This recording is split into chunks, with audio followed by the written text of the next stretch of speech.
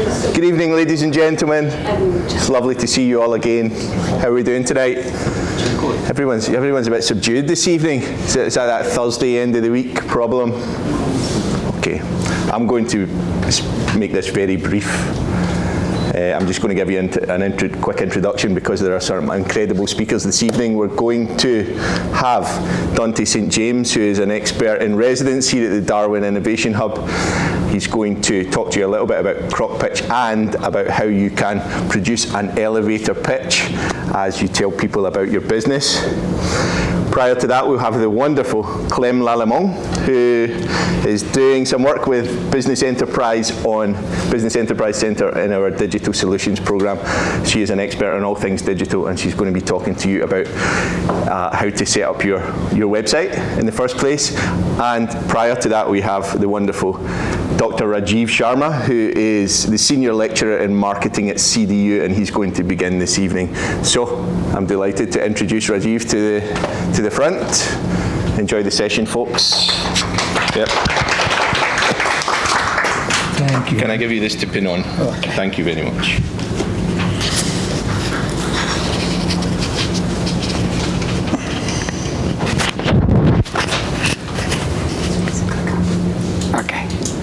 Okay, good evening all, and welcome to this session.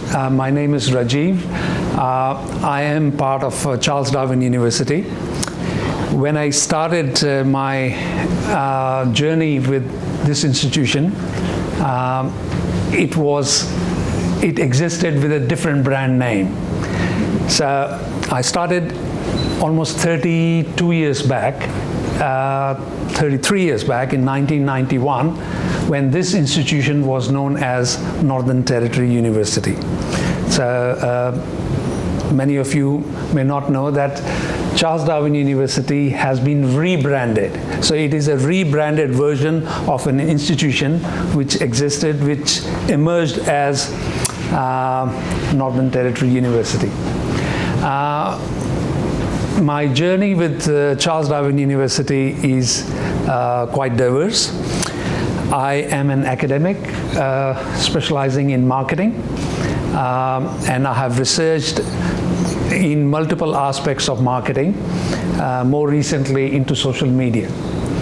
But my research supervision of PhD and doctoral students also spans things such as notion of liability of foreignness. Now this sounds like a very technical and complex concept, but in reality, as a marketer, it has been established that foreignness in certain contexts comes with very significant liability. So as a marketer, as a business entrepreneur, it is important for you to understand these sorts of contexts. Anyway, I'm not going to bore you with all these things.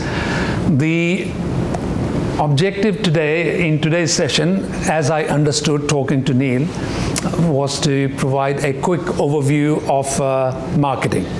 What are the basic fundamentals of marketing? What are the controllables? If you're starting your own enterprise, your own business venture, what are the things that you should be mindful of as part of marketing? Another thing that I want to emphasize is that, look, while I teach marketing, I conduct research in marketing, I have also applied marketing in real life. So I have own business of my own. So I used to be a partner in one of the Indian restaurants which existed for almost 20 years in Darwin, Nightcliff, and then Kavanagh Street for some time. I don't know how to cook, but I was invited to become a partner in this business for my marketing and business management skills. In addition to that, I am also involved with other social and not-for-profit activities. I am still part of Men's Shed. Some of you will recall, may know, that Men's Shed is a very significant, component of Australian social life. So I'm part of Men's Shed, Darwin Men's Shed, which used to be based at Casuarina, and again, I don't have any specific tools, skills, but I'm there making a contribution from purely business and marketing perspective. How do I just press this one? Yeah? Yes. This one? Yep. Go up. Yep. The arrow to the right. Okay. You got it upside down.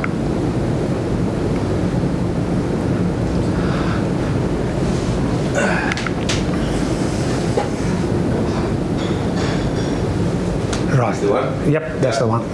Okay, which is different from what was sent to me. But look, this is what the agenda for this session is. We'll talk very quickly about what my understanding is of marketing. So I thought I'll make it interactive, but that may be a little bit challenging. So what I'll do is I'll quickly go through the things that I have to say, and after that there'll be opportunity for you to, ask questions and exchange views. Is that the right way around? There you go. I think that's you. It's forward. This one? Yeah, that's you. Okay. All right. So the objective is to basically start by some of the basic concepts in marketing, and I will introduce some of the technical terms that are used as part of thinking about marketing and also practicing marketing, and hopefully after that there will be opportunity for you to ask questions that may be relevant for your specific situation or your organization. My 40 years of teaching and research in marketing has convinced me that marketing can only exist once marketers identify that there is an unmet need. So I am convinced, although many textbooks in marketing, they take a slightly different view, but based on my research, based on my practice of marketing, for me the notion of need is central to every business enterprise, for the success of every business enterprise. As an entrepreneur, you must have a clear understanding of what particular need deficit you are going to fill in with your business venture. Whether you are trying to market a product or service, unless you can demonstrate a link between your product and service with its capacity to fill in a need gap, you are not looking at a very successful venture. That relationship is extremely important. And this is in marketing literature known as the significant mouse-trap syndrome. In mid-1900s, there was a famous quote by Philip Kotler when he said, "Look, if I created the best mousetrap in the world will beat a path to my door." No, it doesn't happen that way. Just because you have created a most wonderful, technologically superior product or service, it will do wonderful things commercially. There is no guarantee. The only guarantee is if your product or service has been properly thought through, you have done your research. You have done your research in the context of whether there is a need, unmet need in your target market. whether that need is for ironing, food, entertainment, some social objective, meditation. It could be any type of need, but for you to have a solid foundation in establishing your organization and implementing marketing is to first of all work out what is the need gap that I'm trying to address by creating this product or service. So having a wonderful product or service in itself is not a guarantee. So I know a lot of people start by this notion of, oh, this product has been successful in America. Let's import it. Let's import this successful product from America or a service from America. Because it was successful, because it is successful in America, it will also be successful in Australia. Not guaranteed ever. Because needs might be different, perceptions might be different, and the capacity to satisfy the need of the marketplace might be different because of social, cultural, technological, legal reasons. And as a result, what was successful or what is successful in country A may not necessarily be successful in your local context. That's why I think it's extremely important that when you think of establishing an organization, or for that matter, thinking of a product or service, you must think of the link. Which particular need deficit is this product or service going to address? If you can't answer that question, you are not likely to succeed. The other important thing which I want to highlight first up straight away is the misconception that selling and marketing are one and the same thing. There is a huge, huge difference between the two set of activities. There are differences in terms of time span. There are differences in terms of long-term objective. There are differences in terms of strategic contribution of these two activities. Selling is more short-term, it's more transactional. Selling is more short-term, transactional, but selling is important. I'm not saying at all that selling is not important, but it is important to understand that selling is just a small component of marketing. Marketing, on the other hand, is long-term, evidence-based, research-based, flexible, with multiple set of functions and activities, and selling is just one particular part of that. Many organizations, fail to see the huge difference between these two activities, and they treat selling to reflect the same sort of values and expectations as marketing does it. Totally different. Where do you start? Where should entrepreneurs start their journey in this highly competitive world? And as I said earlier, you have to identify an opportunity linked with a need. So, can you create opportunities? Again, this is a topic which has been researched extensively, but one of the key consensus points is that opportunities emerge from the macro environment in which we all exist. So in Northern Territory, we are subjected to lots of uncontrollable factors such as demographic trends, political developments, legal developments, economic factors, cross-cultural factors, etc. So when changes take place in the macro environment in which we exist as individuals and as organizations, those changes may lead to certain developments, and those developments, if identified properly, can lead to opportunities. So opportunities are essentially unmet needs. So when these changes take place, what would be a good example? Recent political changes in Northern Territory. We know that there has been change in Northern Territory government structure.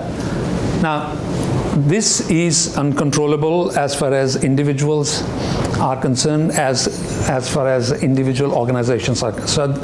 They are beyond your control, but they change, and with these changes there will be other changes leading to I'm not saying that these changes are always leading to opportunities. Some of those changes might lead to certain threats as well. So changes could be seen both as an opportunity and as a threat.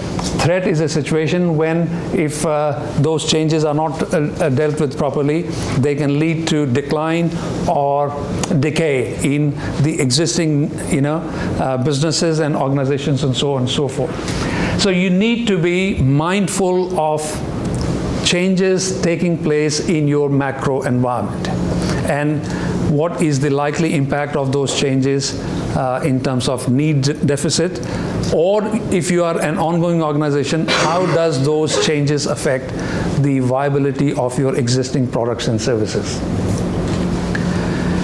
Now, second issue, when you're about to start your own organization, do you start with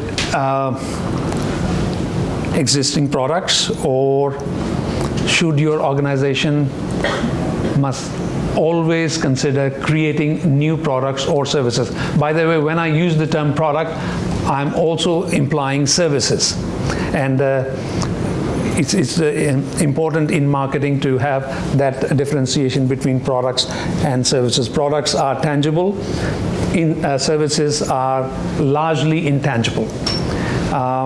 In Australia and most of the Western world, I think the role and contribution of services has increased quite significantly.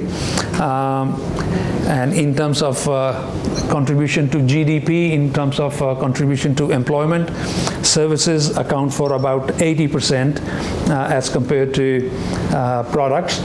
So it comes as a big surprise to many people that Australia, being such a leader in terms of mining and agriculture, collectively they still contribute far less than the contribution of services such as education, such as financial services, tourism, and so on and so forth.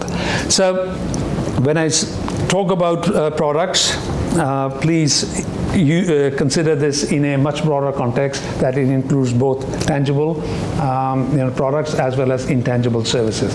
So the question is, when you want to start an organization or new business, is it important to create a new product for the organization, or can existing products and services be helpful and relevant in your own context? To answer this question, I think, again, you need to go back to the issue of need gap. Is this product likely to fill in a gap in marketplace in terms of an unmet need? If the existing product has that capacity to meet that unmet need in your marketplace, then existing products are fine. So, but if the product or service has no bearing, no linkage, no justification in terms of satisfying need and want of your local market, then you have to think of an alternative. You have to think of creating a new product or service. I'm a professional services provider. I just went out on my own. I didn't even know what the market was for my services. And I took some clients of my employer came with me. So it was just a jump into the deep end, and it worked. So I just wonder about what you're saying, that you got to identify a gap. yes, I didn't even know whether there was a gap, except for the few clients that I stole.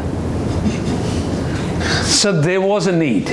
I mean, you did not systematically analyze that, Yes, but you were lucky that there was a need in the marketplace. the ones that I stole. Exactly. So there was a need in the marketplace Yeah. for whatever service that you're providing, filling that need gap, and there was room for more than the existing players in that space. There's something else you mentioned about evidence-based. I didn't comprehend that, but Well, you see, ideally, there must be some kind of research, there must be some effort put in to understand that there is going to be a need for your product and service because it is satisfying X, Y, and Z need which has not been met by current range of products and services. I'll give you an example.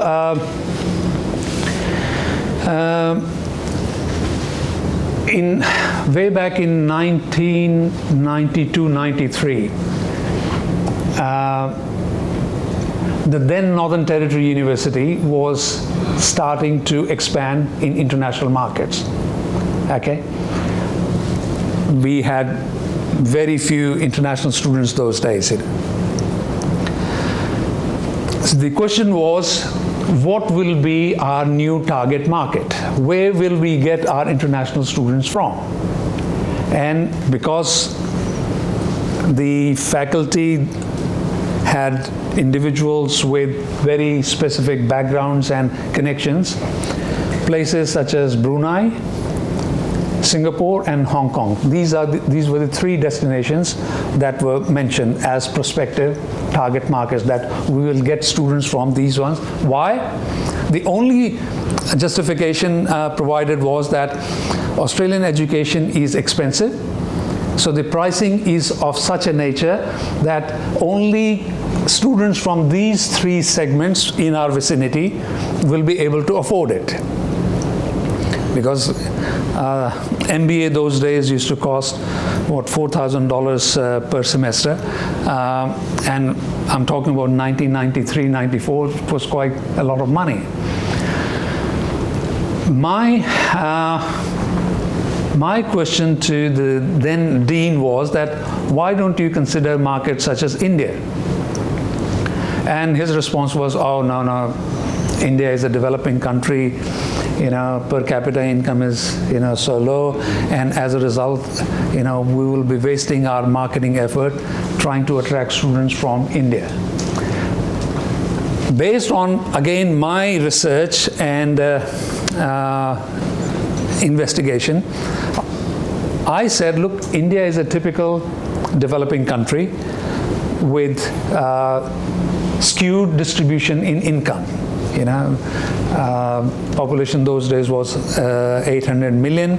I said, and one of the features of developing countries is that, while majority of the population lives at subsistence level, about 2 to 3% of the population is super rich by international standards.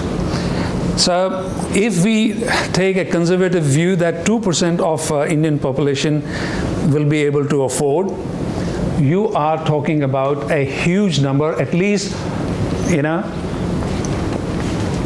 to 5 million prospective students. 4 to 5 million prospective students only from India, you see. after a lot of discussion and debate, reluctantly I was given some money to market, and I can tell you the rest is history. Because there was a unmet need for higher education, good quality higher education in segments in Indian society. No, I'm not saying that that need exists throughout, but there are segments in Indian market who were able to afford it, and 2 students, 5 students, and now Indian subcontinent is the biggest target market for Charles Darwin University. It's the biggest, and that market was initially being ignored by the decision makers of the day, because they were quite right and justified in their own thinking, but based on research evidence, and that is what I'm saying, that role of credible and timely information. You need to, depending upon which particular product or service space you want to operate in, if you can systematically, objectively make an assessment that there is a need and there is a need gap, then you can think about, venturing into those markets. So your example is not uncommon. A lot of people, are able to make successful venture into certain industries that are in a growth stage. Which means that the need itself is expanding, the demand itself is expanding, and therefore it can accommodate more than the current level of players in that market space. So, but what would be the need for credible and timely information? To find out if it is growing. If the market itself that you're talking about, is it growing or not? It's cannibalizing. Sorry? It's being cannibalized. Well, cannibalized in the sense that more people are... More players, and so less to go around. Well, if... Some of the newer players are better off, because... I should know. Now look, again, that is part of reality, and that raises another interesting question which I was going to talk about later. How come, some players in an industry do better than others? I mean, it's a question often asked, There is an industry, aviation is a good example. Global aviation industry is a good example. Qantas is a big player in that. So is Malaysian Airlines, so is Singapore Airlines, so is British Airways, etc., etc. But how come Singapore Airlines is performing consistently better than others? It has, its brand name has a much higher level of recognition compared to other airlines such as Jetstar or maybe Garuda, I don't know. But if you look at the global surveys that are conducted on a yearly basis, Singapore Airlines is right at the top. And their service is better. Exactly. Qantas, sometimes you get rude. Sorry to interject. We'll have time for questions at the end. Okay, but we kind of need to get. Thank you. So anyway, so again, my personal belief is that look, in order to start an organization, business, it has to be embedded in systematic research. It has to be embedded in systematic research. I mean, all these issues are very large issues in themselves. I mean, I can talk about marketing research as a specialized topic, but we are not going to go into those details right now. But apart from highlighting the fact that marketing research is important, but some of the expectations of marketing research is your capacity to be able to access credible and timely information. Because not all sources of information, as you would have realized, are of equal quality. There are, hidden agendas with information dissemination. We don't want that, because those kinds of biases and distorted angles are not very helpful in addressing that question of, is there a need deficit, and is there a need to fill in that need deficit. So information is very important. Okay, so once you have identified, yes, there is an unmet need. There is an unmet need. The question is, are you going to go after that entire bulk of unmet need? In many situations, that may just not be possible. The need itself is so big, so large, which is well beyond your resource capabilities. And therefore, you need to identify a smaller market which you think will be manageable based on your personal capabilities, resources, etc. So in marketing, the notion of segmentation is extremely important. And I think it is something that you should keep in mind as well, that starting a business to meet a need of X, Y, and Z, you have done that, you have identified, but the other question is, based on your resources, current resources, and your capacity to expand your resources, what is a realistic market size? So segmenting the market is important. And again, I'm relying more and more on my personal experience here. Segmentation is intuitive, it is logical. Not many people can argue against the need for segmentation. But the challenge really is, what segmentation variables should be used to subdivide the market? You have identified that, look, there is a market worth $100 million for Northern Territory international travel. That international travel market from Northern Territory is worth $100 million. It's broad, it is nondescript. And again, at a lower level, you might think of specifics such as there is a market for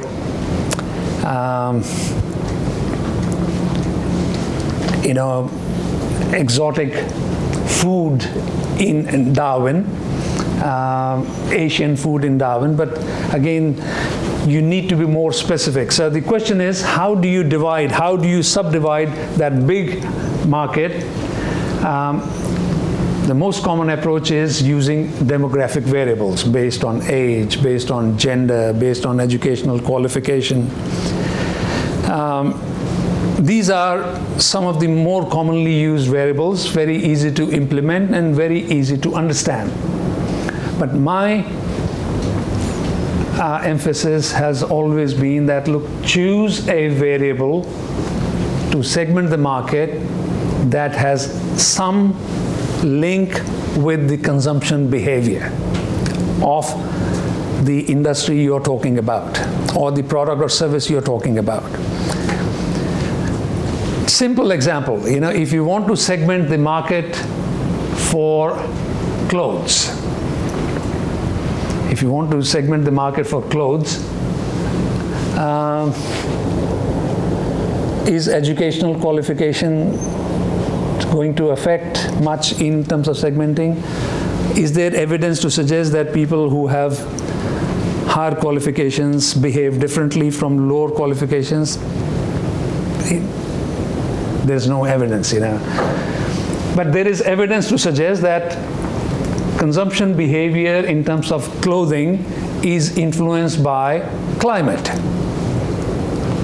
You can't deny that the role of climate or weather patterns in terms of segmenting the market. What the type of clothes you need in southern states in June, July are different from the type of clothes you need in Northern Territory and North Australia because of the climatic conditions. So, depending upon your,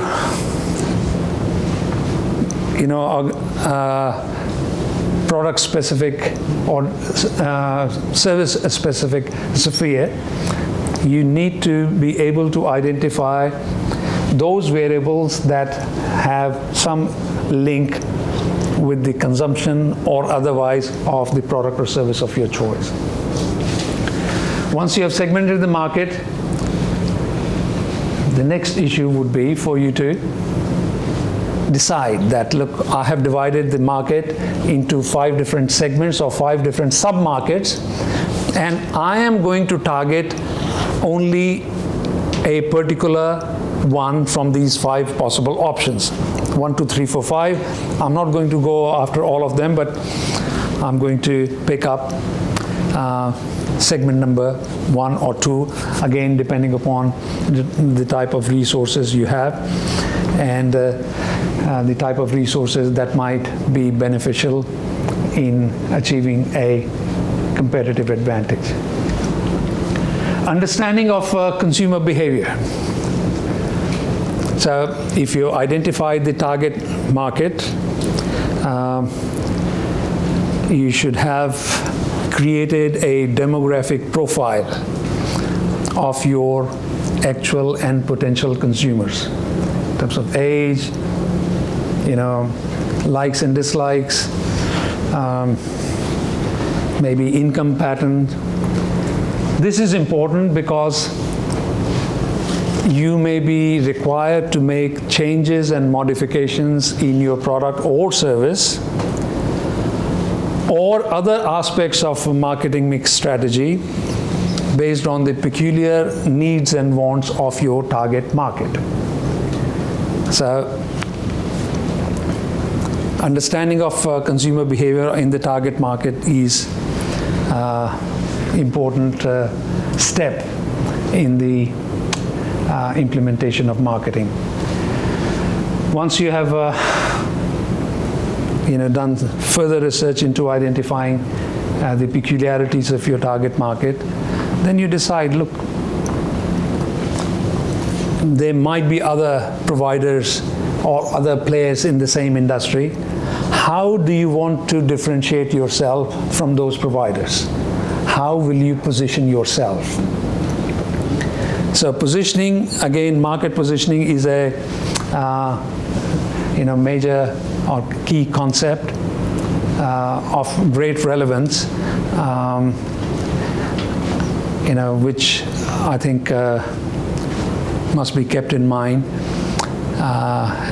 when you start to think of establishing your own business or maybe introducing changes in your business. So, what are the controllables?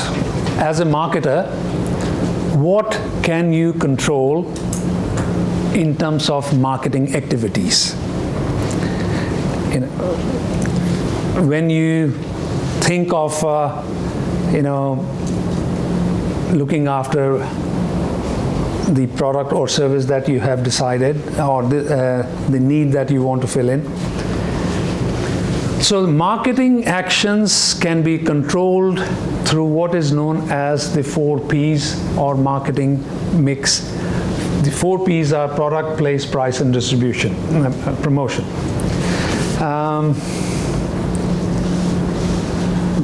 Generally, most people are familiar with the last 2, promotion and pricing. In fact, it shouldn't come as a surprise that to many people, marketing and promotion are one and the same thing, because that is what consumers normally come across when you tell them that this is what marketing is doing. So the first one, of course, is product/service. As part of marketing, you must decide the features, the characteristics, the attributes of either the tangible product or intangible attributes.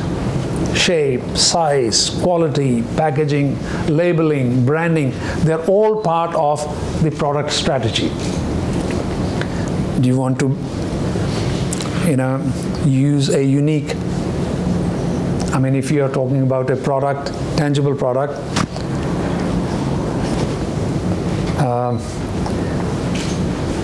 textbook comes to mind because I'm thinking of writing a textbook myself. So the question would be, what would be the content? What aspects will I discuss? What would be the shape and size? Will it only be a physical textbook, or will this textbook be also available in digital format?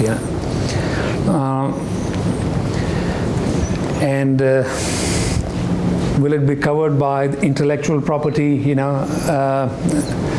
dimensions of writing a textbook? So product itself is an important aspect that you can control. And when I say these are controllable, because you, as marketer, you are well within your right when you make an assessment about the uncontrollable, when you look at your target market and you say, look, our target market has moved, they have changed. Should those changes be reflected in the quality of the product that we are offering, the services that we are offering? So it is controllable. Distribution system, how do you distribute your product or service? Again, whether you want to use a retailer or retail chain, wholesalers, do you want to go through Amazon? So technically this is known as an issue of deciding the channel length. So the zero-level distribution channel is direct distribution from producer direct to the consumer. And so the question is, what kind of distribution channel you think your target market expects? Or by making changes in your distribution channel, are you likely to create and sustain competitive advantage? Are you going to position yourself differently? Pricing. Again, extremely important aspect of marketing. What would be your pricing model? Is it cost plus pricing? Which is the easiest one, and to most entrepreneurs, very easy to understand. You identify all your costs, add them up, add some margin and other, cost factors, and you work out a recommended retail price. But that is not the only, pricing model. There are others, and the Japanese have been quite innovative in this particular area. And they were the first ones to work on pricing as an outcome rather than, given based on your cost plus, plus, and plus. So their thinking was that, look, this is what we expect return on our investment. So this is what we expect in terms of return on investment. And so what exactly do we need to do in terms of getting a market share, in getting brand loyalty and all those things? Anyway, pricing is extremely important. You can decide, pricing based on what your competitors are doing, but pricing has also been used as a way of positioning yourself distinctly. In so-called undifferentiated products, such as wine, such as perfumes, alcohol, and many other experiences where there are very few objective markers of quality, price can become a surrogate indicator of quality. So in services, the more you charge, in some cases, in the right situation and circumstances, the more you charge, the more you are convincing customers that you are a much superior quality. So pricing is again controllable. You can decide what is the level of price you want to put on your product or product mix. What kind of discounting strategies you want to use? Do you want to use discounting at all? Some organizations use discounts as a regular feature to fine-tune their marketing strategy. The last one, of course, from the 4 Ps is promotion, which is communicating with your actual and potential customers and target market.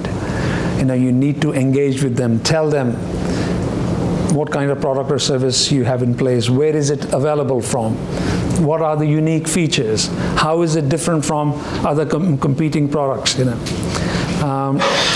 So advertising that we know, advertising industry that we know is one specific form of marketing promotion. And given the proliferation of social media, it is becoming more and more interesting and at the same time challenging. Social media now plays an extremely important role in terms of creating a message. In creating a message that is able to cut through the clutter, because available evidence clearly suggests that around 70 to 75% of promotional expenditure goes to waste. I'm sure you can use your personal experiences. How many times do you pay attention to television ads or billboards, or you look at those things and move on.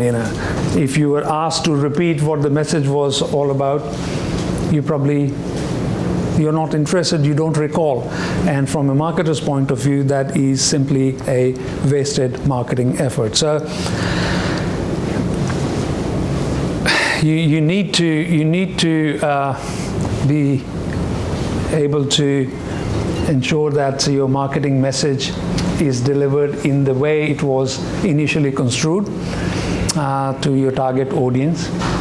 And as I said, the role of social media these days is enormous. It is enormous, it is huge. So these are some of the things that, 4 major things that you can control as a marketer. You can fine-tune your marketing strategy by making changes in product, distribution system, pricing, and promotion. If the need-satisfying object that you have created is a service, not a tangible product, then you're looking at 3 more controllables: people, processes, and physical infrastructure. They also play an important role in terms of ultimately selling your product and services. It's also important to note that you may have only one product or service in your delivery, or you might be dealing with multiple products and services at the same time.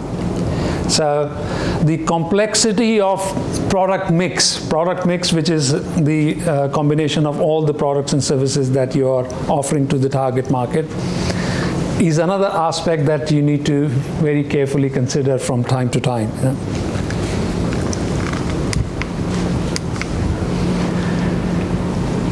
So, how do you make sure that you are doing what is best for your organization and your product. And that is assessed by asking this question, first of all, what is the source of my competitive advantage or my organization's competitive advantage? How do I create competitive advantage? Number two, how do I sustain this competitive advantage? So I go back to my earlier observation about phenomenal success of Singapore Airlines in the aviation industry. Now, it is not by fluke, it is not by chance. Singapore Airlines is more successful than its competitors because they have identified distinct sources of competitive advantage, which means they can perform certain functions and marketing activities better than their competitors. And you need to, as an entrepreneur, as a business person, this is something you have to ask yourself in an objective and a systematic manner. What is the source of my competitive advantage? Is it my resources? Is it my skills level? Is it my networks, contacts, my capacity to buy raw material at a cheaper price? My business location? You have to systematically analyze the source of your competitive advantage.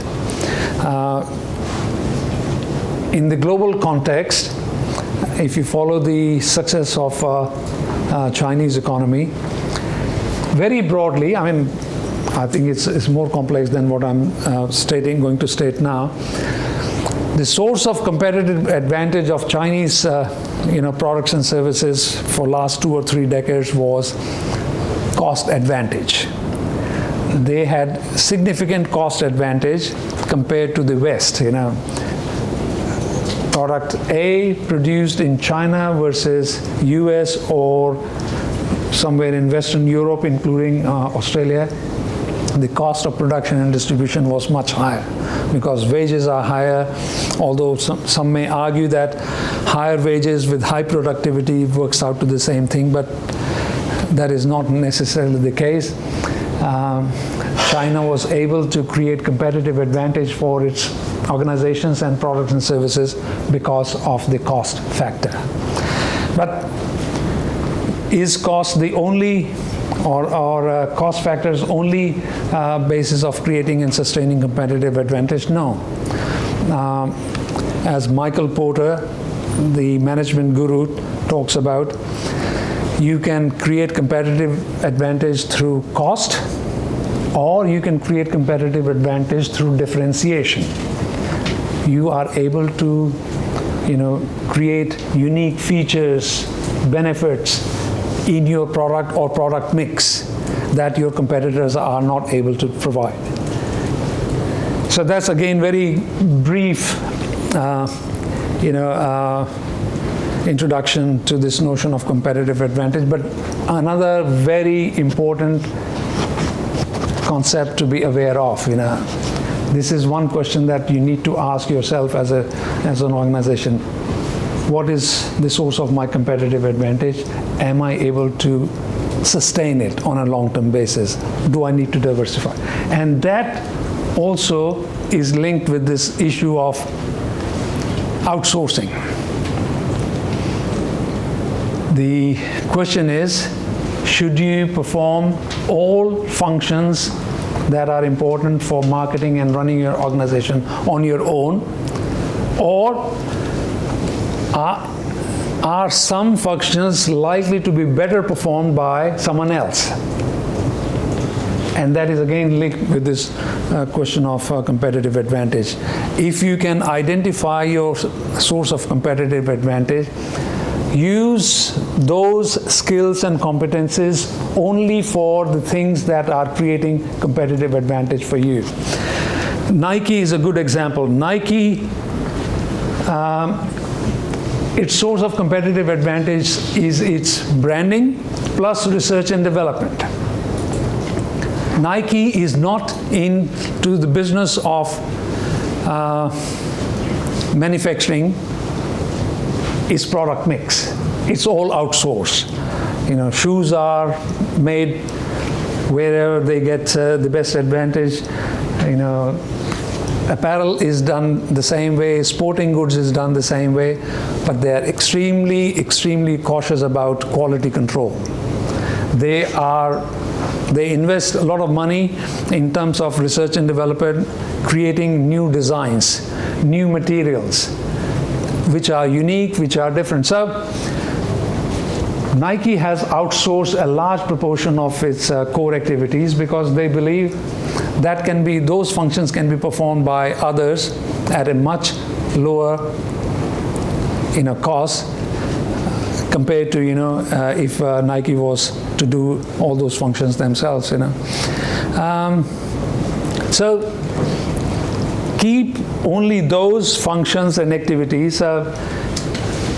If you're running a business in Darwin and you have a business premises, the question is, should you find someone to do your office cleaning yourself, maintaining the lawn adjacent to your office yourself, or is it better for you to outsource it? And this is not a complicated issue. A lot of people have worked it out very quickly that, look, we don't have the time. Our time is better utilized in doing other things. Let us outsource these functions. Cleaning can be performed by agencies that specialize in cleaning services. Lawn mowing can be done the same way. And a lot of organizations have extended to other levels. Do we need to do accounting and financial management ourselves? Or is it better for us to outsource even those kinds of functions? So, again, linked with this notion of competitive advantage and decision for in-house versus outsourcing. Implementation is important. You need a marketing plan with timelines and roles and responsibilities. Given the level of technological advancement we experience these days, monitoring your marketing as well as business activities on a day-to-day basis is much easier, much simpler now. There are lots of indicators that you can use, things such as marketing cost analysis. How is your marketing cost behaving? Has it gone up? Is it in line with the increase in market share? Similarly, customer satisfaction. How are you tracking in terms of satisfaction that you deliver to your target market? Is it going up, going down, or is it static? So there are multiple indicators that can be used to exercise control and decide whether you are on the right track or should you make changes in the marketing mix, the 4 Ps or plus the other 3, to bring your marketing action in line with your expectation and to achieve the best outcome. The role of ethics is becoming more and more important.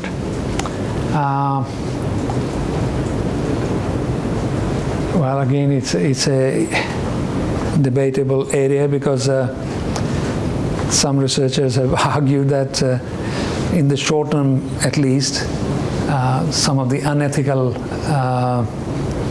operators have maximized their return, but I think the consensus is, and my recommendation is, that ethical approach is always a big plus, particularly when you want to be a long-term player in a particular industry or market.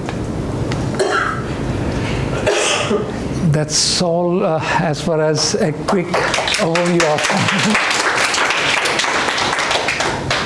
Thank you very much, Rajeev. Thank you. Can I steal this from? Yeah, go for it.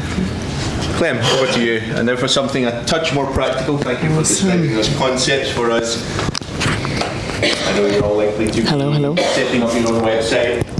Clem, our expert, is going to cover that for you. Clem. Hi everyone. Do you all want to stand up and do a little jiggle? Because I'm getting a bit cold. I think some of you are as well. Yeah, all good. Cool. Yeah. Awesome. Are we all ready? Yeah. Perfect. All right, so I'm working with Business Enterprise Center as a digital advisor on the Digital Solutions Program, and today I'm going to talk about websites.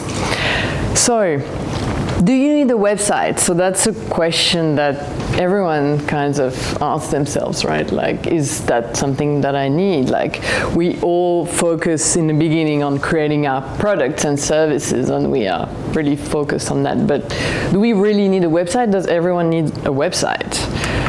So, not having a website would be like having like this amazing product or service like in this kind of basement, and then your shop front would look like that. So people would walk past and you would have this amazing thing, magical, the best product, the best service in the background, but no one knows about it because there's no shop front, right? So the answer pretty much is yes, you need a website. Otherwise, how would people know that your amazing product and service is there for them to access, right? So a website is useful for a lot of things. So people can buy your services or products from it. They can also access support. You can talk to them from there. It's like your online kind of business card. You can also track everything that happens online. Yeah, so it's useful for everything pretty much in a business.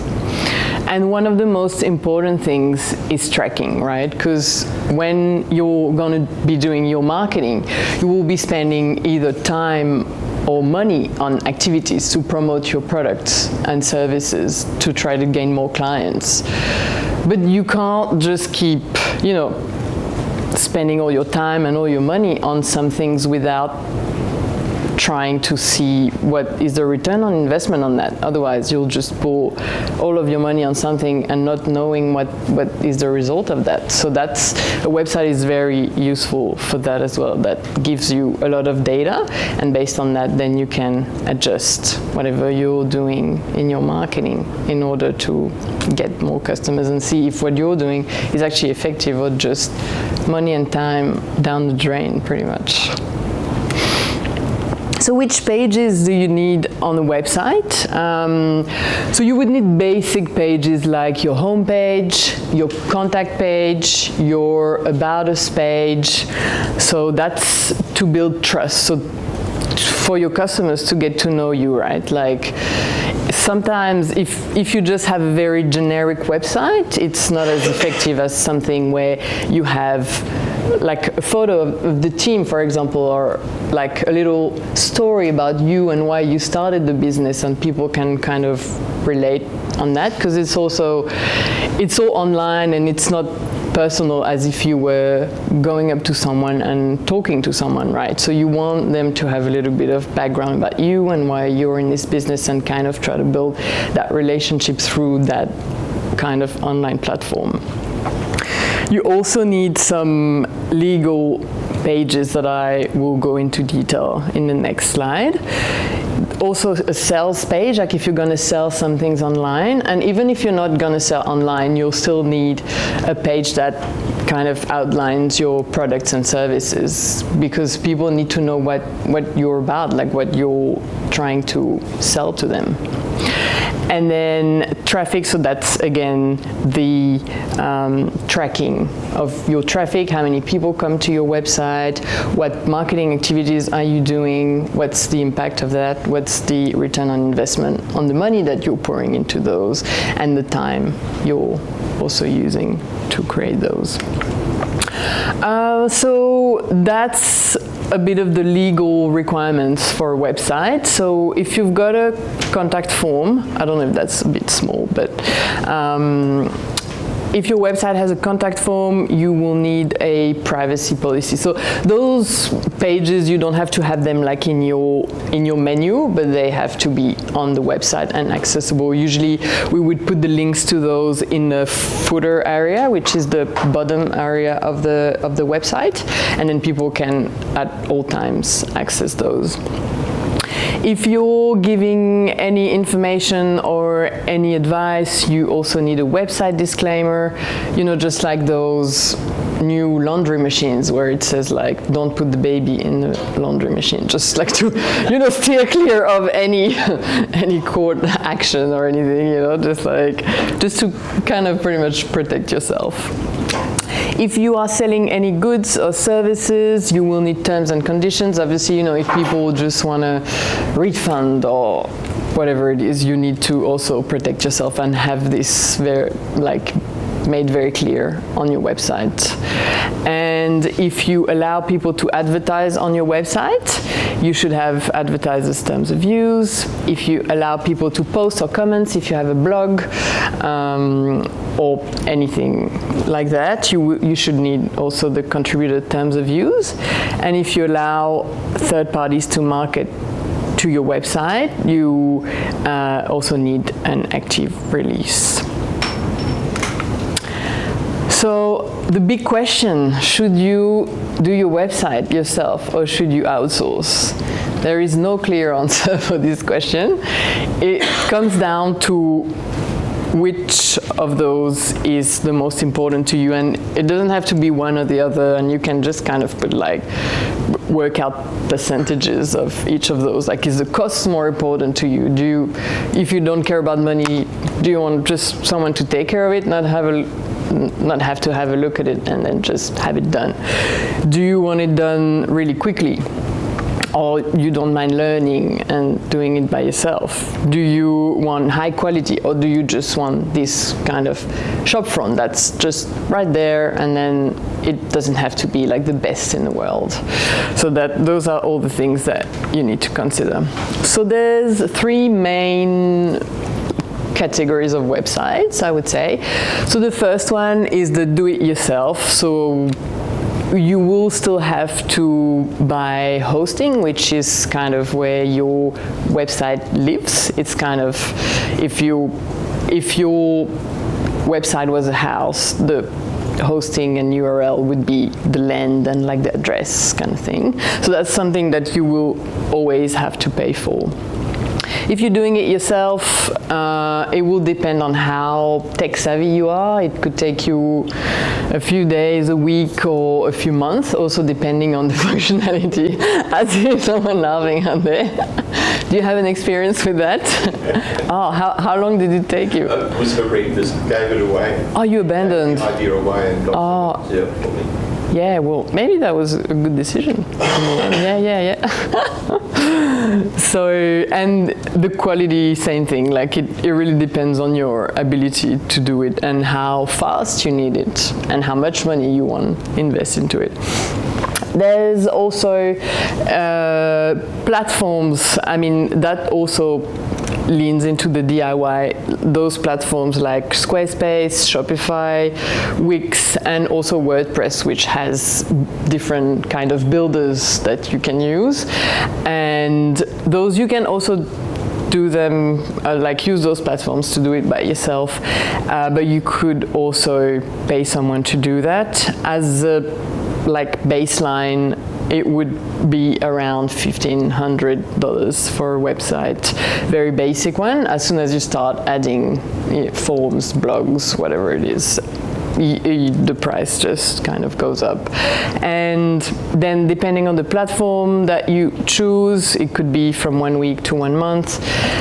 And yeah, again, it's really dependent on what's your brief and what the expertise of the people that you will hire. And the last one is a custom website. So that would be like you don't want to use any of those platforms, you just want something built completely from scratch. So like someone that codes the whole thing for you, and that is very personalized and very specific to what you need, and that can get really expensive and a lot of work. So if you need that one, some people might need it, but generally the first two options would be generally what people go for. And also the last one would take quite a long time to develop, depending on the functionality that you would need. So which platform to use? That's a big question that everyone is always asking. It doesn't change so much. There's new ones coming up, but the bigger ones that have been around for a long time are WordPress, Wix, Squarespace, and Shopify. So we'll just go into each one of those in a little bit more detail. So WordPress, that's a favorite. That's one of the best ones. It's been around for very long. A lot of the websites in the world actually use that platform. They now have drag and drop builder functionalities, plugins they're called. So they're kind of little add-ons you can add to your website, and that allow you to use drag and drop builders on WordPress. The cons for that one would be it can be difficult. It can be a steep learning curve for WordPress, but then it is great for search engine optimization, very good for e-commerce, good for features. You can pretty much just add any plugins, which are also called add-ons, and you can pretty much whatever you dream of, you can have that on WordPress. And some plugins might be free, some plugins might be paid, but your options are pretty much endless. I understand what a plugin is. Could you very quickly? Yeah, sure. So WordPress is kind of the platform. So it allows you to create a very simple website. And then the plugin would be like a little add-on. It would be like, let's say, an app on your iPhone. So you add an extra functionality on your website. So yeah, just kind of like that. So you download it. It kind of works the same way. You download it, and then it adds an extra functionality to your website. And yeah, it's also actually the cheapest option, because you just have to pay for hosting, so that kind of land where it's hosted, and then pay for also the URL, and then that's it. You're kind of done with it, and you're very independent with that. The next one is Squarespace. So this one is also a very good one. It's very easy to build and maintain. Drag and drop editor is it's much easier than the WordPress one, in my opinion. If you're going to do it yourself, it's probably a very good option. And they now have very good integrations with other systems, and also they also have kind of plugins like those extra little apps that you can add, and then you can get lots of functionalities as well. The SEO on that one is a little bit less flexible than with the WordPress platform, and also there's not unlimited functionality, because you're limited to whichever plugins or apps Squarespace develops pretty much, whereas WordPress, anyone in the world could develop a plugin for WordPress.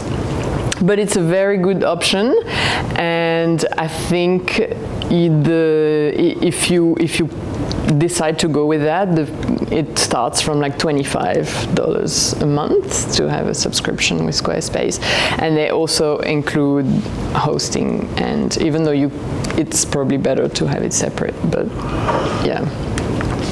Wix is quite similar to Squarespace. It's the same kind of drag and drop editor. Lots of different apps or plugins that you can add. Same kind of pricing. I think it's gotten a little bit more expensive recently.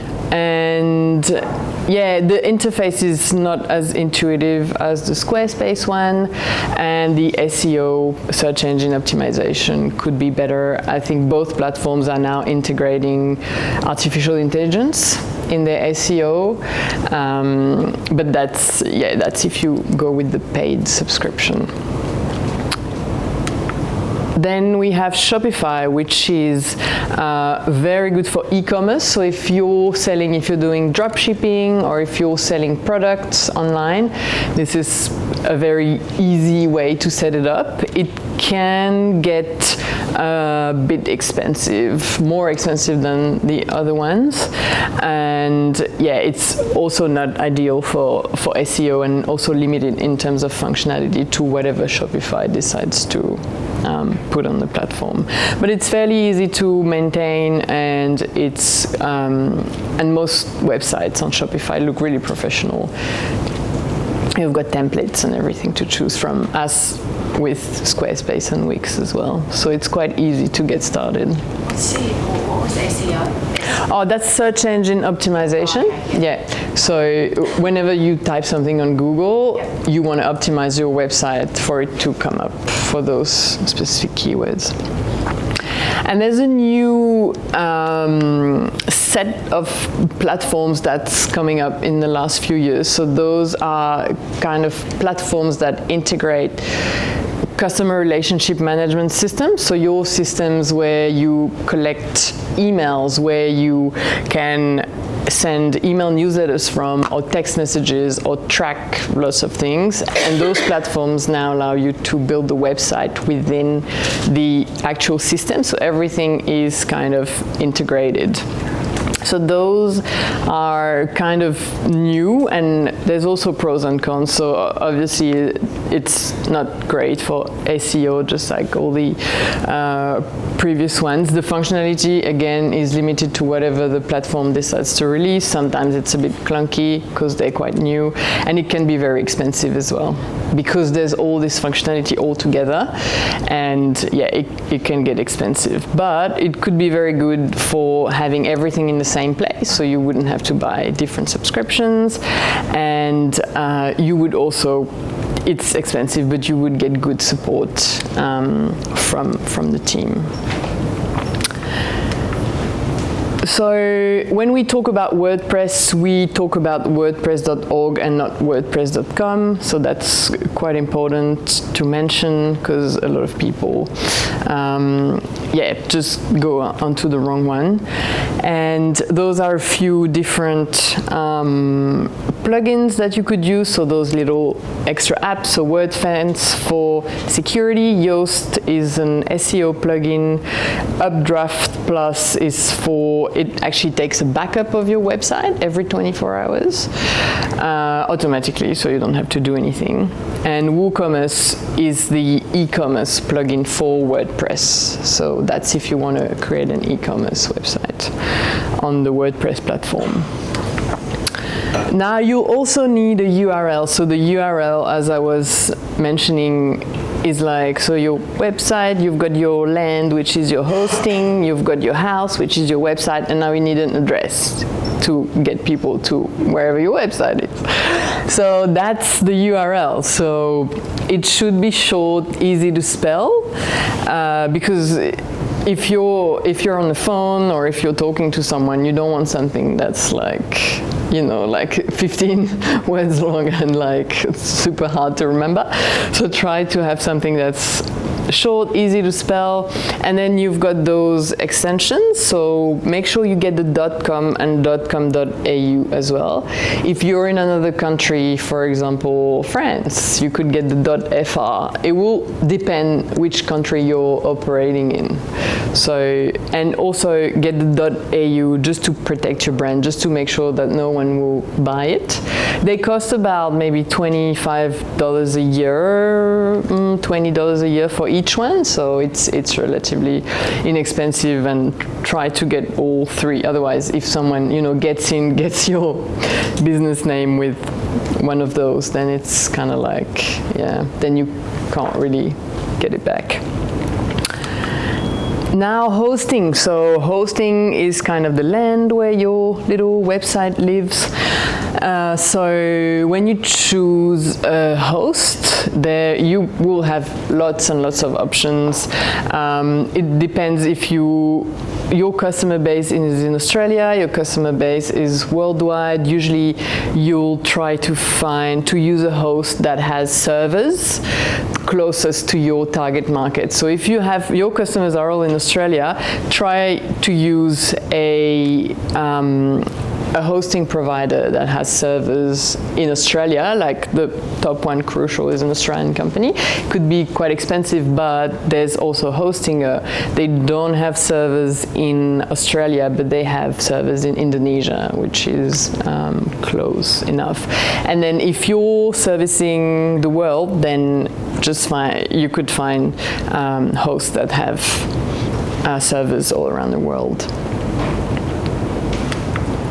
Search engine optimization. So this is a big topic, but we're just gonna cover very basic things. So speed, responsiveness, content quality, keywords, and accessibility, all of those things affect your ranking on Google, so where your website shows up.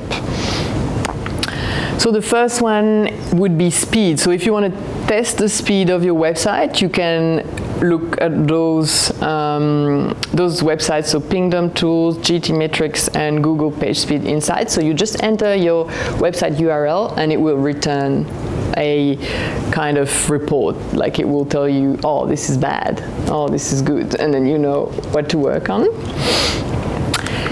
The biggest thing that has an impact on your speed would be images. So you would have images on your website, and the most important thing would be to have them, like resize them even before you upload them onto your website. If you're with WordPress, there are plugins, so those little apps that will do that automatically for you if you have them on your website. But even before that, I would still recommend. And as you can see, can you see the difference between those two? So yeah, it's really useful to do that. So there's two different ones, imageresizer.com, TinyPNG. There's probably a lot more, but those two are really good ones. Accessibility. So for every image that you upload on your website, you will need alt text. So in the background of your website, that's where you can enter the description of the image.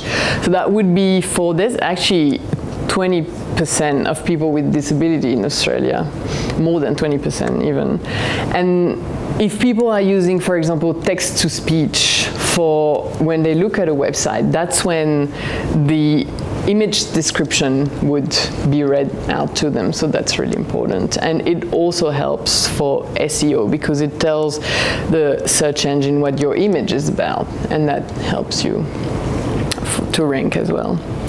Responsiveness. There used to be websites to test your responsiveness. I couldn't find anyone that was working really well. So the easiest way I have found is you go on your website, you right-click, and then you go all the way down into the options, and you click Inspect, and then a very scary page comes up with lots of codes. Ignore that. Just click on the top left-hand side where you see dimensions, and then you'll have a list of different devices that will come up, and you'll be able to choose whichever device that you want and then see what your website looks on this specific device. And if it doesn't look good, then you have work to do because you need to make that look better. And yeah, and you can keep checking, and obviously, yeah, you wouldn't do that every day, but it's, just once your website is established, just have a quick look at everything, see that everything's good, and then if you make like big changes, design changes, just have a quick look and see if that all looks good. Keywords. So that's another very important thing for SEO. So the top one is in the URL, so in your address, is called the slug. So that would be your like different rooms in your house, which is your website, right? So you've got your website, and then you've got the specific page that people are going on. And those keywords, like Google used to tell you to have lots of keywords and lots of the same keywords, and it's kind of not like that anymore. It kind of is all natural, but you still want the keywords in your slug, in your title, and then in your meta title and meta description. So those are things that you set up in the background of your website for each page. If you don't do it, Google will choose some text from your page and decide whatever it wants to put there. So you don't want that. You can control it, so make sure you do it so that you can craft it. And also, when people are looking for a specific subject, then they see exactly what you want to tell them, and then that's when they're like, oh yes, I will click, and that will help them find what they need. So how do you decide on what keywords to use? So you can check Facebook groups, like what different topics people are talking about.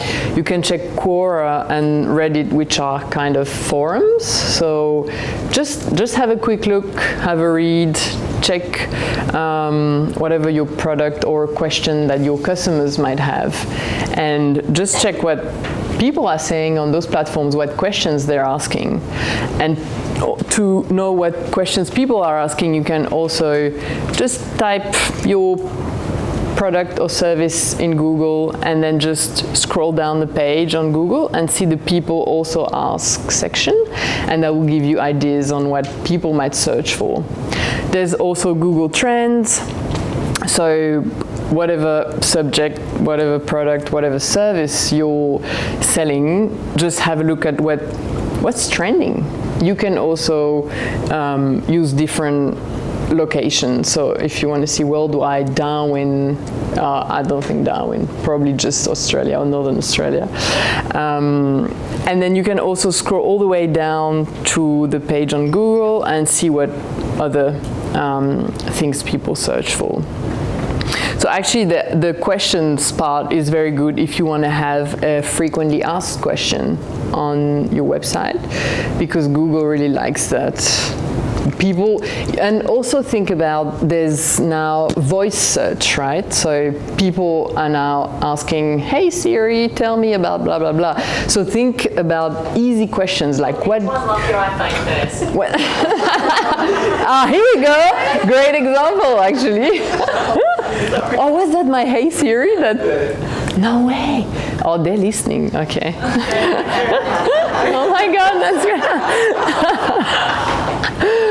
So yeah, exactly right. Like, so whatever you would naturally say, like whatever question you would ask in normal life would probably be something to, yeah. So don't go too complicated, is what I'm saying. Try to check what people are asking. And there's also Google Keywords Planner. So make sure you select the correct location, otherwise you'll get numbers for like worldwide, which would be a lot. And then you can see all the keywords ideas and then how hard it is to rank for them. And there's also long tail keywords, which are 3, 4, 5 words, which are easier to rank for. So if you, let's say you want to rank for ice cream, it's probably easier to rank for best ice cream in Darwin rather than just ice cream, which would have a lot of people competing for it. The content quality is very important as well. Google is considering the search intent. There's two main different categories of search intent. People who are just looking for information and people who are looking pretty much to buy. So you want to appeal to both of those. So that's why it's good to have a blog section with information where people who are not ready to buy can come through and get information. But then also have your sales page where people can actually buy your product once they have the information that they were looking for, if they're ready to buy then. Then one of the most important things is tracking. So there's lots of ways to track, and you should actually use all of them. So Facebook Pixel, if you're doing any marketing on Facebook, install the Pixel. Google Analytics, even if the platform that you're using has inbuilt analytics, it's always really good to install Google Analytics because it's very comprehensive. There's lots of data you can get from there.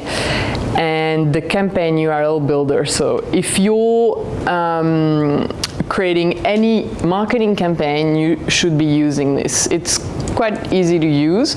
You just input your URL, what is the campaign source, what is the campaign medium, which means, for example, here, there's the example of Facebook ads. So you're advertising on Facebook, and then you get a URL, so a link at the end that you can use in wherever you're advertising. So let's say you're putting an ad on TV and you're using a QR code, and then people scan that, and the link is this exact link. So you know exactly how many people, so then you've got all of those tracking analytics, so you know exactly how many people from the TV have come onto your website. So even things that are usually really hard to track get better with that. You can actually start tracking all those things.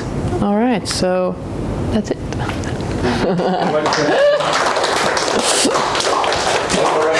Short on time, so I'll be very brief. Delighted to introduce Dante.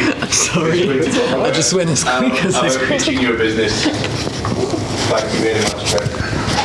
Now, no one's expecting you to walk away tonight to have remembered all this, right? That's why people like Clem work with the Business Enterprise Centre to actually help you go through that stuff through the Digital Solutions Program, which I'm sure they'll tell you more about later. I've got the fun, really quick bit that we're going to do. So it's very, very simple. What we're going to do is pretend we're standing in a lift and Elon Musk is next to us. So before you scream and just go, oh my God, get me out of here, just think, here's a man who has access to hundreds of millions, billions of dollars, and you have an idea.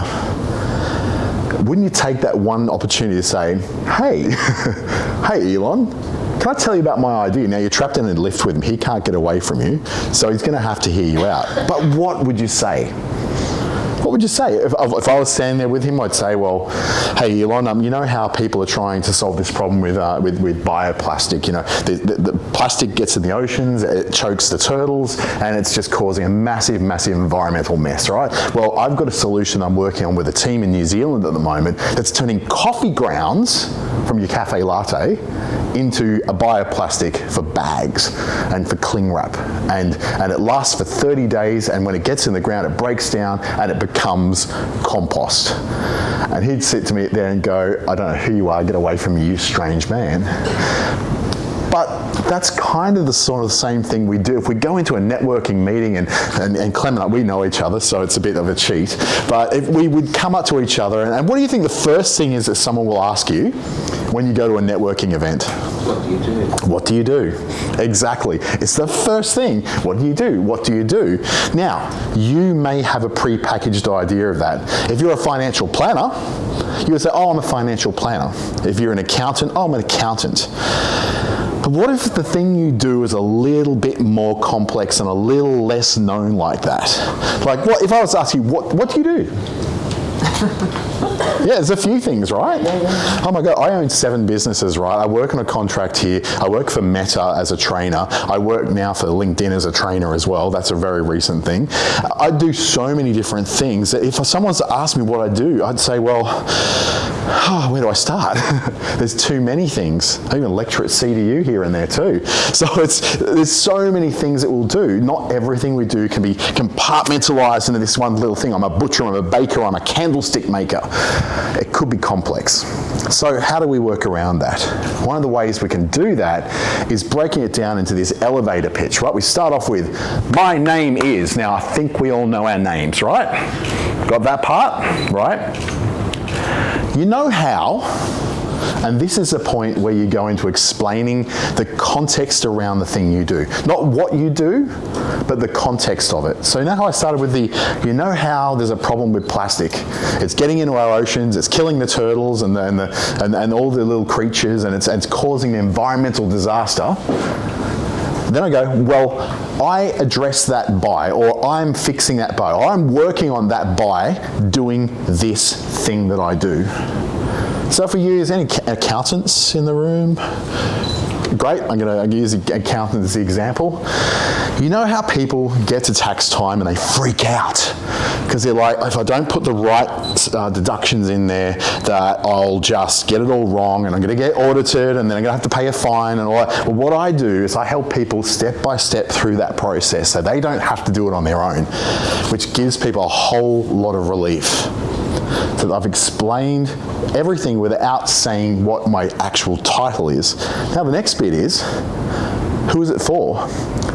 The kind of people I'm looking to work with are small businesses who are just getting started out and really don't understand all those repercussions that come with being a business and having to pay tax. Because I know most of us have had jobs all of our lives, right? You do your tax return, sometimes you don't do your tax return, but most of the time you do your tax return. It's a pretty simple process most of the time, or you just go to H&R Block and they do it for you. But business tax is a lot more complicated. It doesn't have to be, but it's more complicated than personal tax. So if I was explaining to someone what I'm doing, I say, I'm a tax accountant, it might be good because that's pretty easy to understand. Tax accountant, we know what they are, I've worked with them, but we also have a lot of biases built in. That bias is, I'm a tax accountant, oh God, you must be great at parties. Oh, you're a tax accountant, gee, I think I might go talk to someone else. There's a lot of preconceptions that people have about whatever it is you do. So if Clem says to me, I'm a website designer, I go, ooh, this is going to be expensive. Because that's the preconception a lot of people have about a website designer. Or I am a car detailer. It's like, ooh, that must be hot out there trying to do that all day, every day.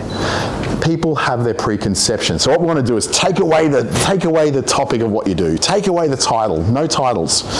I'm not an expert in residence or what's the latest one? A director of innovation and investment readiness.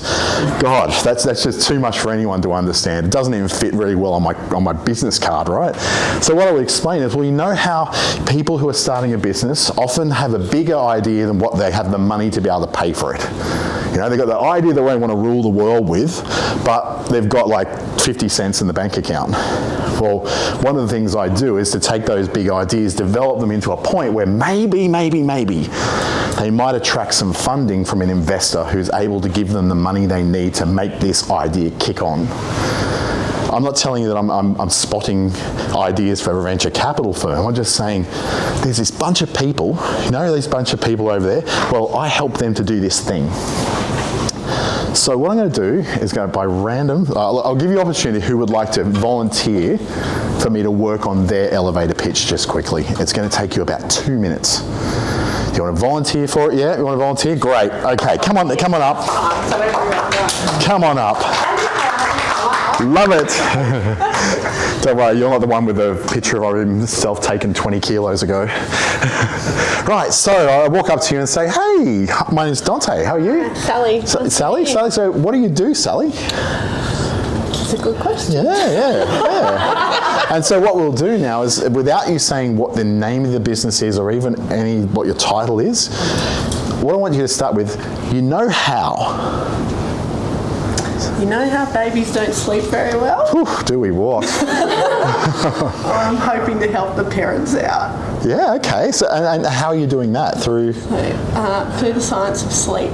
Oh, this is it. Now, I'm way more interested in this than if you said I'm a sleep scientist. Because I'm like, oh yeah, I'm about to go to sleep. That's so boring. So you've actually already put something that I can understand. Babies just have trouble sleeping. They're like, oh yeah. I think anyone who's a parent knows that that's the case, right? So you've immediately got something relatable that they understand. So that's a great start. So what we're going to do now is go a little bit further and go, oh, okay. So how do you work with people to do this? Well, I can do it online, or I can go into their home and for a 3-hour consult with their babies. Right. See how naughty they are. Oh, this is awesome. Oh, a baby consultant. So this is very cool. So what you're doing is saying, instead of saying what your title is, which many people may not understand what that is, what would you title yourself as? Well, I will be a sleep consultant. So a sleep consultant, right? So if you think about what you think a sleep consultant is, it's someone who pokes electrodes in your head and puts a big mask on your face and is going to test your breathing abilities and all that. That's what I would think, because I've got a... Wouldn't, if someone said that, Yeah. you haven't heard the baby bit. Exactly. But instead what we did is say... I would say a sleep consultant for infants and toddlers. Yeah. But what you did, you actually invited us into that and told us exactly who you do it for. So what we're trying to get across in an elevator pitch is who I am, what I do, and who it's for. And that you know how thing took care of all that. I found out your name. Like, oh yeah, so I know your name. What do you do? Well, you know how babies have trouble sleeping? Oh yeah, okay, I know where this is going, right? And then you say, I help parents to get those kids to sleep. And the kind of people I'm trying to work with are? Very sleep deprived parents. Oh. So you're going to actually find the whole networking thing rather easy, because you're going to be talking to a whole lot of people who really understand this problem. No, it depends on the age. Yeah, I find a lot of older people, like as in my father, etc., think I'm ridiculous. Yeah. They think sleep consultants are ridiculous. Yeah, exactly. But they also think that website designers are ridiculous and social media is ridiculous, and they think that AI is ridiculous. It's very interesting conversations that I've had so far. You will. So in a networking situation though, everybody there is wanting to meet you, whether you don't think they are because you think what I do is so boring, but hell, you are offering a real solution to someone who's got a real problem, right? Now, I may not be the person, I'll give you a little secret, I don't have kids, right? So I'm not your customer. But I know hundreds of people who could be your customer. And so the person you meet in a networking situation, and you're going to get a chance to do this at the whole end of Startup September as well, is to practice that. So the person you're talking to isn't the person who may be handing over the money to you, but they're the person who knows the person who will. So when you practice that, my name is, you know how? Well, I help solve that by. Well done. We'll do one more. So we've got a volunteer, or should I just pick someone out, or I can do a practice with Clem as well? Come on, Clem. Let's do it. So we're at a networking function. Hey, my name's Dante. How are you? My name is Clem. Clem? What's that short for? Clementine. Oh, you shouldn't short it. It's such an amazing name. It's an old name in France. It's a fruit, isn't it? Yes. There. I thought I understood it. So what do you do? So you know how people have problems in their business? Yeah, okay. Yep. Yeah, well, I think every business does, doesn't they? It's a hard road to take. So I help them solve those problems. Yeah. So at the very, very basic level, that's actually true. But what I would do is take that a little bit further. You know how people who are just starting out their businesses, they've got a dream. They've got this ability they've got this thought in their head that they can do anything, but when it comes down to it, it's hard. And they really struggle with this. Well, what I do is help give them the systems and the processes that help them to make that business work. Who knew you were such a lifesaver? But that's a little bit of marketing, because we're taking some words and making them very pretty words. I'm a guy who likes my words, right? So and what we're doing is taking what you do, and it's actually highly significant what you do. In fact, that guy over there has made a career out of it. All these people in the business enterprise, I've made a career out of it as well. So it's actually a very vital thing. But what we do, we walk in going, I don't really do something very important. No one's going to want to talk to me. I'm boring. What I do is just not really that exciting. But the reality is that someone in there needs exactly who you are, or knows someone who does. So our job as business owners is to make it as easy for them to remember us as possible. So when they go to that barbecue next weekend, when they go to that soccer game or that ballet recital next week and they're talking to other parents and they go, I'm just trying to start this business idea but I don't know what to do, and you go, I know someone, and they refer you straight through. And that's some of the greatest marketing of all. The marketing that comes from word of mouth. And that's how it happens. Well done, Clem. Well done. So, the 3 things we really need to work out of that in our elevator pitch is who you are, easy, you know who you are. You know how. So we're painting the context of what it is you're going to do. I solve this by, or I help people with this by. And the final thing that you need to learn from that is who you do it for. I help young parents with new babies who have trouble with those babies that are having trouble sleeping.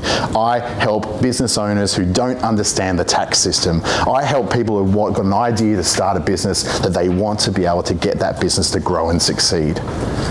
And that tells them not only who you are, what you do, but who it's for. So when you break it down like that, it doesn't sound so hard, doesn't it? So that's the beauty of it. At the end of this whole process, you'll have a networking evening where you'll be able to practice that. And I'll be asking all of you that one magic question, what do you do? And that's the answer you'll be able to give me, is something like that. And I'll practice with you. I'll be kind, okay? I promise. All right, thank you. Oh, the one thing I had to go, sorry. Crock pitch. Now I was talking about those different people. There's the people who want to start. There's the people who want to start they want to start maybe accounting practice, or they want to start a market stall. And then there's some people who have this idea that won't leave them. It's just bugging them, but it's a big idea, and it needs a lot of money and support to make it happen that you don't necessarily have. We've got a thing called Crock Pitch that we do around here, which is an annual competition to win up to $1 million in venture capital funding. Now, venture capital is just a fancy way of saying they take a slice of your business and give you a whole lot of money for it. And it's a competitive process. It's open to locals. It's open to people from interstate and overseas who have really great ideas. Thankfully, we've had a lot of winners that have come from here in Darwin. Some of the big winners have been a company called Speed 3D. A guy called Steve Camilleri, he had a problem. He needed to make these parts for a solar car that he was building for the World Solar Challenge. He didn't know how to get those parts from overseas because it would take 6 months. He had to race that car a lot quicker than 6 months. So he invented a technology that prints, 3D prints, metal, not like little plastic chess pieces, parts that can then be polished up and ready to go. They're now so successful that they have their big units on the front line in Ukraine, supporting the Ukraine defence. They're in mine sites, they're with the US defence, they're with the Japanese Defence Forces. That's an idea that happened at CDU. It started all at the Casuarina campus at CDU. And we were their first, they were the first winner of Crock Pitch, and we were the first investor in that. So that's the kind of thing we do here. Now, I don't expect that all of you will have that big idea, and you don't certainly have to be that big, but it can be something which you go, oh, I didn't know that existed here. There's a chance there. So even if you don't think you're quite a big enough idea about that, I'd love to have a chat with you sometime about what your idea may be and what the possibilities could be. Once you get your tax sorted out and Clem's working with you and Neil's working with you to get just those basics, I can talk to you about the big dreams. So thank you. Good luck with your businesses. Wonderful, thank you. I'll let you all go. That was excellent, and we're looking forward to hearing all your elevator pitches on Tuesday when you get here. Love the weekend. Thank you. It's okay.